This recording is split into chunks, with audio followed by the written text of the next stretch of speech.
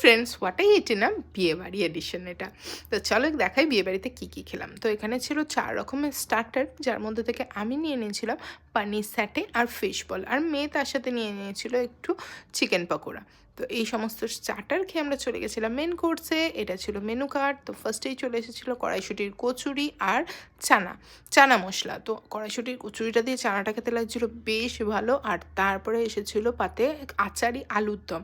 আমি আলুর দমটা খুব একটা বেশি খাইনি, কারণ আমার আলুর দমটা অতটাও ভালো লাগেনি। আর এগুলো খেয়ে শেষ করতে না করতেই চলে এসেছিলো স্যালাড, ফিশ ডায়মন্ড ফ্রাই আর কাসুন্দি। তো ফিশ ফ্রাইতে একটু কাঁচা পেঁয়াজ আর কাসুন্দি দিয়ে লাগছিল খেতে অত্যন্তই ভালো।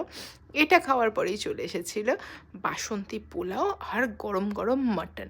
এই দেখো, আর মাটনের পিসগুলো ছিল বেশ বড়, তবে আমার কাছে পড়েছিল একদম তেলে যে চর্বি পিস। যদিও বা আমি চর্বি খেতে খুব একটা ভালোবাসি না, আমি অল্প একটুখানি খেয়েছিলাম। এইখানে পেঁয়াজ দিয়ে পোলাও আর মাটনটা খেতে লাগছিল বেশ ভালো। আর তারপরে আমার প্রিয় জিনিস চাটনি, মিক্সড ফ্রুট চাটনি, পাঁপড়, আর তারপরে ছিল রসগোল্লা আর নলেন গুড়ের সন্দেশ।